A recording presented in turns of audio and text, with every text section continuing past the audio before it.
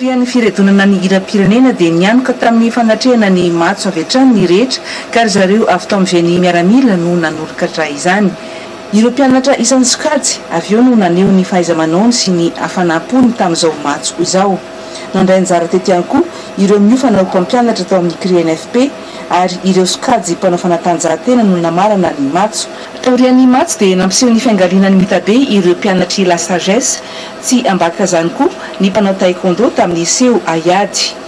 Nararotana tamin'ity fankalazana ny 20 Jona teto Manjakandriana ity ny fanolorana loka ho an'ireo tafita teo amin'ny dingan'ny famaranana nandritra ny fifanitsanana ara-panatanjahantena sy kolontsaina nankalazana ny andro ny ankizy afrikanina. Taty Manjakandriana nanomboka ny 14 Jona teo.